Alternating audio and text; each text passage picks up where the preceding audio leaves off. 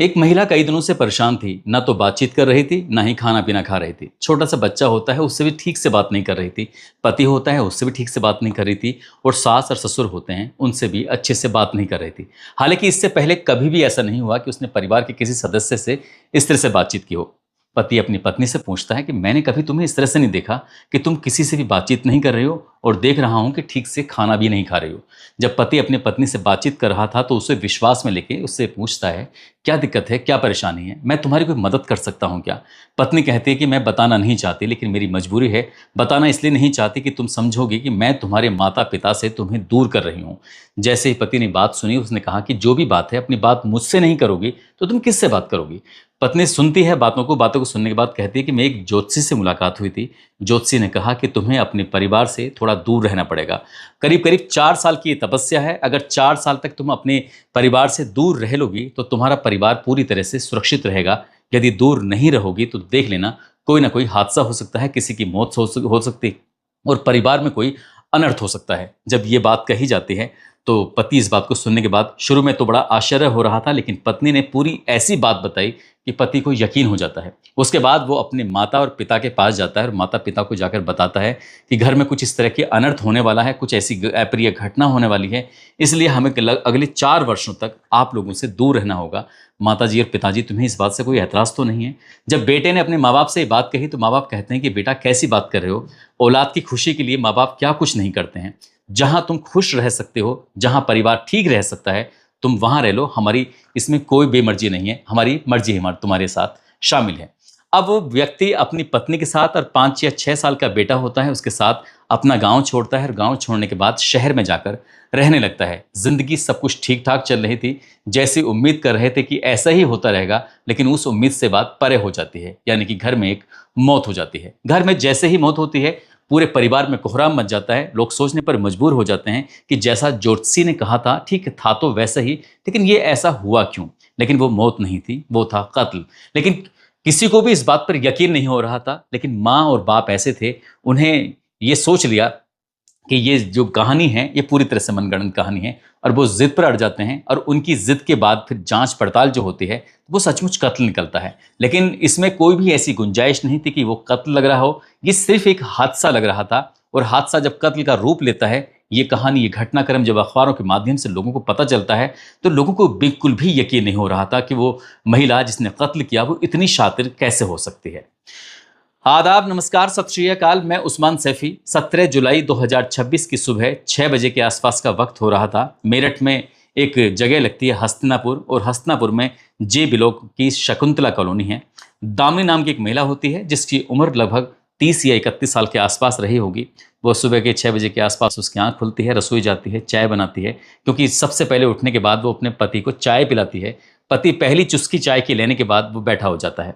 जैसे वो अपने पति को चाय लेके जाती है, पति को जगाती है, लेकिन पति जागता नहीं है। कई बार आवाज़ लगाती है, लेकिन कई बार भी कोई रेस्पॉन्स नहीं आता, तो थोड़ी परेशान हो जाती है। उसके बाद उसने अपने पति का हाथ पकड़ा, और हाथ पकड़ने के बाद उसे उठाने की जब कोशिश की तो हाथ ऐसे ही छूट जाता है, क्योंकि हाथ में कोई दम नहीं था। वो पूरा शरीर उसका बेदम जो हो चुका था। इसके बाद उसने अपने पति की नब्ज को टटोलने की कोशिश की कि आखिरकार नब्ज चल रही है, नहीं चल रही है, सांस ले रहा है, नहीं ले रहा है। उस महिला ने अपनी तरफ से जो कोशिश कर सकती थी वो कोशिश करती है, और जब वहां से कोई किसी तरह का मूवमेंट नहीं हो रहा था तो उसने सुबह सुबह चीखना चिल्लाना शुरू कर दिया। महिला की चीखें सुनने के बाद जो आसपास के इलाके के लोग रह रहे थे, वहां तक वो चीखें पहुंच जाती हैं। वो लोग भी एकदम से दौड़ते हुए, भागते हुए, सुबह सुबह, लोग अभी जगे भी नहीं थे, जब इस घर की तरफ आते हैं। आने के बाद देखते हैं कि एक व्यक्ति है जिसका नाम है अतुल पवार, जिसकी उम्र लगभग 35 साल के आसपास है, अपने ही घर में, अपने ही कमरे में बेसुध हालत में पड़ा हुआ था। इसके बाद तत्काल ही उस व्यक्ति को यहाँ से CHC केंद्र पे लेके जाया जाता है, और जैसे CHC केंद्र पे लेके जाते हैं तो डॉक्टर उसको देखने लगते हैं। डॉक्टर ने देखा और देखते कहा कि ये मर चुका है। इसके बाद फिर यहाँ लोग सब के सब हैरान थे, सोच कर परेशान थे कि आखिरकार ठीक ठाक व्यक्ति है, हुआ क्या है। तो उसके बारे में फिर देखा जाता है। देखने के प्रथम दृष्टया ही पता चल जाता है कि इस व्यक्ति की सांप के काटे जाने से मौत हुई है। और जैसे ही सांप के काटे जाने की मौत की सूचना जब डॉक्टर परिवार वालों को देते हैं तो परिवार वालों को बिल्कुल भी यकीन नहीं होता। यहाँ से फिर परिवार के जो बाकी सदस्य होते हैं, क्योंकि जो इस लड़के का, जिसका नाम अतुल पवार है, उम्र जिसकी 35 साल के आसपास है, वो हस्तिनापुर से करीब करीब 12 से 13 किलोमीटर दूर एक बहसुमा थाना क्षेत्र का गांव लगता है भंडोरा, वहां का रहने वाला होता है। उसकी माँ होती है संतोषी, जिसकी उम्र लगभग 70 साल के आसपास होती है। लड़के की पिता होते हैं जिसका नाम है अजब सिंह, जिनकी उम्र 72 साल के आसपास होती है, जो कि पेशे से किसान होते हैं। और लड़के का भाई होता है जिसका नाम कुलदीप होता है। कुलदीप रिटायर्ड फौजी होता है, जो कि अपने बच्चों के साथ बहसुमा थाना क्षेत्र में रह रहा था। जैसे ही परिवार को ये सूचना मिलती है, परिवार एकदम तुरंत मौके पर आता है। मौके पर आने के बाद अब यहाँ डॉक्टर से वही बार बार परिवार वाले पूछ रहे थे कि डॉक्टर साहब क्या हुआ था, कुछ तो बता दीजिए। डॉक्टर साहब जो पहले बताया था, डॉक्टर साहब उस बात को फिर से रिपीट कर देते हैं कि हाँ, आशंका जताई जा रही है कि इसकी सांप के काटे जाने से मौत हुई है। जब सांप का काटे जाने वाली बात आती है, तब उसके बाद फिर सपेरे बुलवाए जाते हैं। और सपेरे बुलवाने के बाद जिस कमरे में वो लड़का सोया हुआ था, तो सोने उसी ही कमरे की फिर तलाशी ली जाती है। तो सचमुच एक सांप निकल के आता है। वो सांप बड़ा जहरीला किस्म का सांप था। साइज भले ही उसका छोटा था, लेकिन वो था बड़ा खतरनाक। और उस सांप ने उसे एक नहीं बल्कि 2 जगह काटा हुआ था। जो सपेरे होते हैं, उन्होंने उस सांप को अपने कब्जे में ले लिया। और कब्जे में लेने के बाद फिर यहाँ से वो सपेरे तो चले जाते हैं। लेकिन जो माँ और बाप होते हैं इस लड़के के, जो मर चुका है, माँ और बाप को बिल्कुल भी यकीन नहीं हो रहा था। माँ बाप ने कहा कि जब तक हमारे बेटे का पोस्टमार्टम नहीं हो जाएगा, जब तक पोस्टमार्टम की रिपोर्ट नहीं आ जाएगी, वहाँ से जब तक क्लियर नहीं हो जाएगा, तब तक हम इस बात को मानेंगे नहीं। आखिरकार उन्होंने जब जिद कर लेते हैं तो पुलिस मौके पर आती है। पुलिस मौके पर आने के बाद इस लाश को कब्जे में लेती है, पोस्टमार्टम कराया जाता है। और पोस्टमार्टम की रिपोर्ट से ही पता चल जाता है कि सांप के काटे जाने से ही इस लड़के की मौत हुई है। अब इसके बाद जब उसके अंतिम संस्कार कराने के लिए यहाँ से इस बॉडी को लेके जाने वाले थे, तो जो उस लड़के के माता और पिता होते हैं, संतोषी देवी और अजब सिंह, उन्होंने कहा कि हम इसको यहाँ से लेके नहीं जाने देंगे। यानी कि इसकी अर्थी आज इसकी चिता जलेगी ही नहीं जब तक पुलिस नहीं आएगी और पुलिस हमारे सवालों का जवाब नहीं दे देगी। जब इस तरह की बात आती है तो फिर नज़दीकी पुलिस स्टेशन जो लगता है, साथ ही जो सर्किल ऑफिसर होते हैं, एसएचओ और सर्किल ऑफिसर मौके पर पहुंच जाते हैं। वो आने के बाद बुजुर्ग दंपति से पूछते हैं कि आखिरकार तुम चाहते क्या हो। तुमने कहा पोस्टमार्टम होना चाहिए, पोस्टमार्टम हो जाता है। तुमने जो भी कहा, हम तुम्हारी सारी बात मान रहे हैं।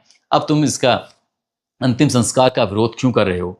जब पुलिस ये बात कहती है, वो कहते हैं कि हमें शक है हमारे बेटे की ये मौत नहीं, कोई हादसा नहीं, बल्कि ये कत्ल है। पुलिस वालों को यकीन नहीं हो रहा था। पुलिस वाले पूछते हैं कि तुम ऐसा कैसे कह सकते हो। वो कहते हैं कि आए दिन खबर मिल रही है कि जो पत्नियां हैं वो अपने पति को किसी न किसी रूप में मार रही हैं। हो सकता है कि हमारी बहू ने भी हमारे बेटे का कत्ल किया हो। तो जिस व्यक्ति ने भी ये बात सुनी, उन व्यक्ति को यकीन नहीं हो रहा था कि बुजुर्ग दंपति आखिरकार किस तरह की बातें कर रहे हैं, ये महिला अपने पति को क्यों मारेगी। लेकिन बुजुर्ग दंपति जिद पर अड़ जाते हैं। और जब जिद पर अड़ जाते हैं तो पुलिस को आखिरकार इस मामले में जांच आगे बढ़ानी पड़ती है।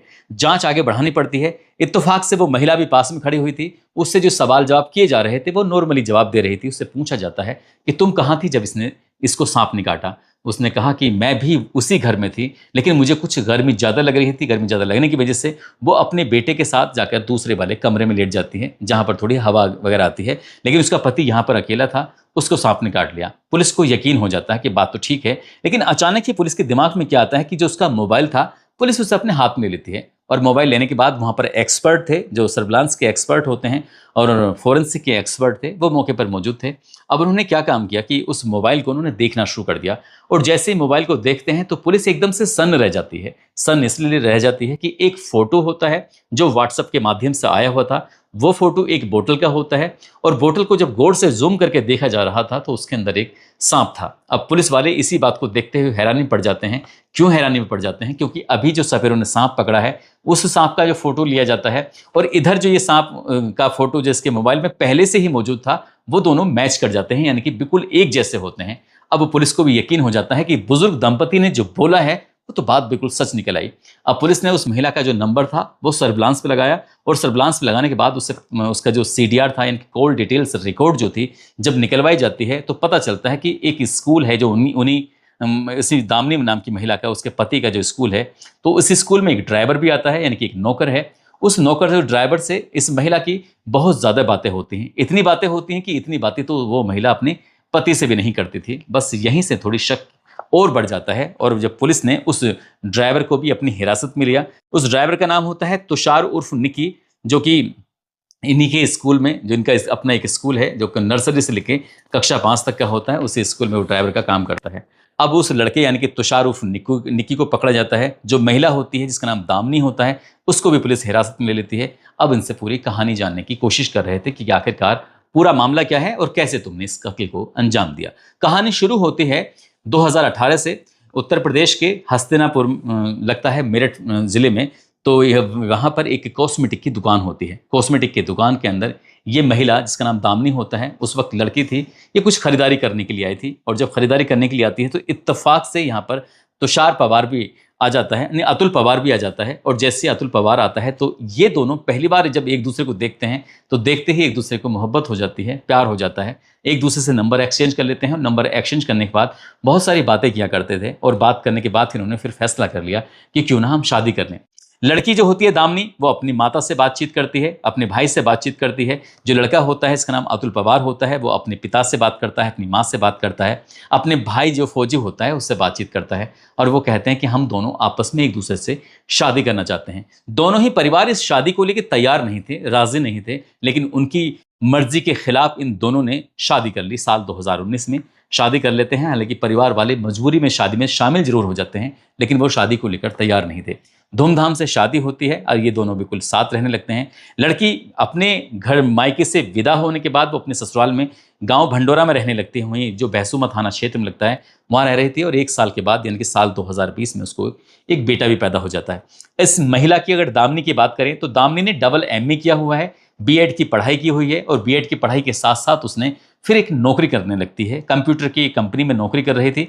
जिंदगी में उसका सब ठीक ठाक चल रहा था। एक दिन उसने अपने पति से कहा कि मैं नौकरी छोड़ना चाहती हूँ, तुम भी जो अपना कारोबार करते हो उसको छोड़ दीजिए और हम मिलकर एक स्कूल चलाते हैं। मैंने B.Ed किया हुआ है, मुझको पूरी समझ भी है। तब उसका पति कहता है ये तो बहुत अच्छी बात है। इसलिए साल 2022 में ये दोनों अपनी अपनी नौकरियां छोड़ने के बाद फैसला कर लेते हैं और हस्तिनापुर में एक विद्यालय खोलते हैं, जो कि हस्तिनापुर रामलीला ग्राउंड के पास होता है। और विद्यालय का नाम होता है कृष्णा किड्स प्ले स्कूल। और ये स्कूल खोलते हैं तो नर्सरी से लेके कक्षा 5 तक यहाँ पढ़ाई होती है। शुरुआत में बच्चों को जोड़ने में थोड़ी दिक्कत हो रही थी, लेकिन वक्त के साथ बच्चे बढ़ने लगते हैं और बच्चों की संख्या हो जाती है लगभग 150 के आसपास। पति और पत्नी इस विद्यालय को आगे बढ़ाने के लिए पूरी शिद्दत से, पूरी ईमानदारी से लगे हुए थे और सब कुछ ठीक चल रहा था। साल 2024 की बात है। तुषार उर्फ निक्की नाम का एक व्यक्ति होता है, वो इनके विद्यालय में जाता है। विद्यालय में जाने के बाद कहता है कि साहब मुझे नौकरी की ज़रूरत है, मैं आपके यहाँ पर नौकरी करना चाहता हूँ। तो वो जो दंपति हैं वो कह देते हैं कि हमें कोई दिक्कत नहीं है, कितनी सैलरी लोगे? तो बोले हम जो भी आप देना चाहो। तो 10,000 रुपये प्रति महीना के हिसाब से वो सैलरी के लिए तैयार हो जाता है। और उससे पूछा जाता है कि तुम रहते कहाँ हो? तो अपना गाँव बताता है, मैं कोहला का रहने वाला हूँ, लेकिन फिलहाल वो हस्तिनापुर में रामलीला ग्राउंड है, उस रामलीला ग्राउंड के ही पास में रहता है। तो यहाँ पर ये व्यक्ति रहना शुरू कर देता है। लेकिन जैसे ही इसने यहाँ पर एंट्री करता है तो इसकी बातें इस दामिनी नाम की महिला को इतनी ज़्यादा पसंद आती हैं कि उसका पति से तो मोहभंग हो जाता है और इस ड्राइवर की वो इश्क में पड़ जाती है। और ऐसे इश्क में पड़ जाती है कि वो अपने पति को बिल्कुल पूरी तरह से भूल जाती है। और जब भी मौका होता था तब वो उससे मिलती थी, बातचीत करती थी और दोनों के बीच में अवैध संबंध भी स्थापित हो जाते हैं। और इस बात का किसी को भनक तक नहीं था। लेकिन पति और पत्नी जो होते हैं वो स्कूल से अपने गांव जुड़ जाया करते थे। डेली का आना जाना ये सिलसिला चलता रहता था और वक्त का पहिया ऐसे ही आगे बढ़ रहा था। तभी उससे पूछा जाता है कि तुमने जो मुझसे रिलेशन मेंटेन किए हैं तो वे क्यों किए हैं? वो कहता है कि मैं जिंदगी भर तुम्हारे साथ रहना चाहता हूं। लेकिन वो तुषार खुद भी शादीशुदा होता है। जब स्कूल की मालकिन दामिनी जब ये बात पूछ रही थी, उसने कहा कि आप आगे क्या करोगे? उसने कहा कि मैं अपने पत्नी को तलाक दे दूंगा और मैं तुम्हारे साथ शादी करना चाहता हूं। लेकिन जब आज शादी की आती है, क्योंकि ये जो अतुल पवार होता है, अतुल पवार ने विद्यालय खोलने में पूरी मेहनत की थी, उसका बराबर का शेयर था, सब कुछ वो मालिक होता है। तभी उसने फैसला किया था कि मेरे पति की लगभग 20 लाख रुपए की बीमा राशि है, अगर उसे कोई हादसे में मौत हो जाती है तो 20 लाख रुपए मिलेंगे, हमें आगे बढ़ने में और मदद मिल सकती है और मेरा पति रास्ते से भी हट जाएगा। इसलिए कुछ ऐसा काम करते हैं कि इस पति को रास्ते से हटाते हैं। और रास्ते से हटाने के लिए उसने बहुत बड़ी संख्या में, मतलब मात्रा में रिसर्च करना शुरू कर दिया। बहुत सारी डॉक्यूमेंट्री देखना शुरू कर दिया, फिल्में देखना शुरू कर दिया, थ्रिलर फिल्में देखती थी और बहुत सारी तैयारी कर रही थी। अभी तक पूरे देश भर में पिछले 1 साल में जितनी भी घटनाएं घटी हैं पतियों को मारने वाली, उसने उनसे बढ़िया एक बेहतरीन प्लानिंग की कि वो खुद ना पकड़ी जाए, ऐसी वो प्लानिंग कर रही थी। और इस प्लानिंग में वो सक्सेस होने के लिए कोशिश कर रही थी। एक दिन उसने अपने पति का रोड पर एक्सीडेंट भी करा दिया। और एक्सीडेंट कराया तो उसका पति बच जाता है कि उसने हेलमेट पहना हुआ था। जब वहां से सफलता नहीं मिलती है तभी वो फैसला करती है कि मैं गांव से अपने पति को शहर की तरफ शिफ्ट करती हूँ। और एक ज्योतिषी का सहारा लिया जाता है कि ज्योतिषी ने ऐसा बोला है कि परिवार पे कोई बहुत बड़ा संकट है। पति के साथ कई हादसे हो चुके थे, वो मरते मरते बच जाता था। तभी उसने अपने पति को विश्वास में लिया, पति ने परिवार को विश्वास में लिया और वो अपना गांव छोड़कर शहर में आ जाता है, और जब शहर में आ जाता है तो रहना सहना शुरू हो जाता है। महज अभी 3 महीने ही हुए थे उसे शहर में रहते रहते।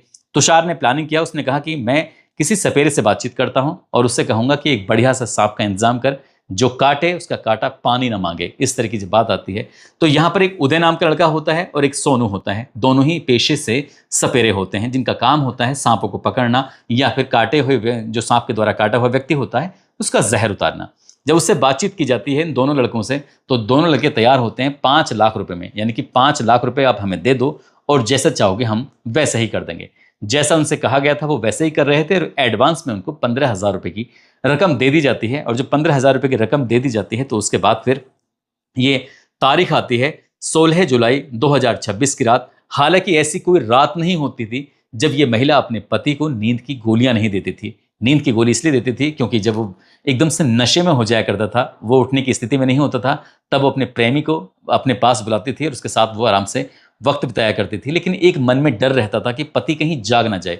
तभी उन्होंने कहा था कि इसे रास्ते से हटाना है। और वो 16 तारीख की रात आती है, तो उस रात में उसने दूध में मिलाकर लगभग 10 या 12 गोलियां दी थी नशे की, और जैसे 10-12 गोली देती हैं वो आराम से कमरे में जाकर सो जाता है। तभी जो सपेरे होते हैं जिसका नाम उदय और सोनू होता है, उनको बुलवाया जाता है।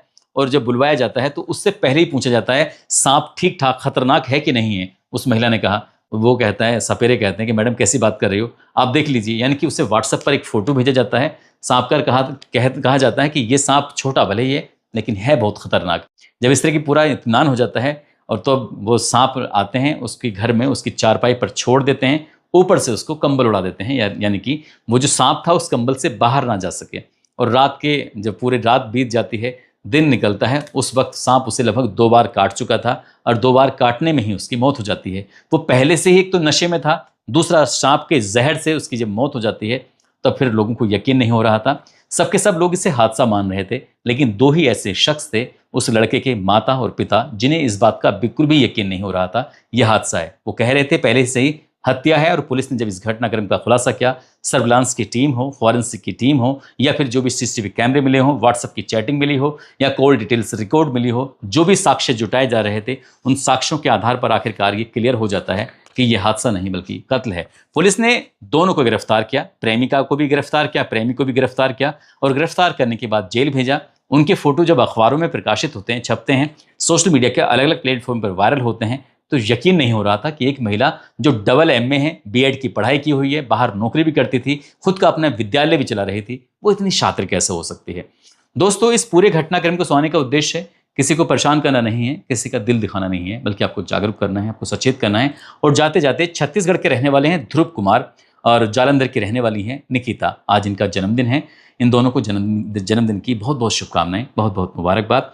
और जाते जाते कुछ लोगों ने नाम लेने की अपील की है, जिसमें अंजलि भारती हैं, मेहताब फारूक, रिंकी रानी, राम सिंह, खुर्शीद अहमद, जतन प्रजापति, अखिल कुमार, प्रियंका पांडे, शकील खान, छोटू तिवारी, परवेज अहमद, निशांत अख्तर, निसात अख्तर, सुशीला ठाकुर, नन्हे खान। आप सब लोग अपना ख्याल रखें, सुरक्षित रहें। जय हिंद, जय भारत।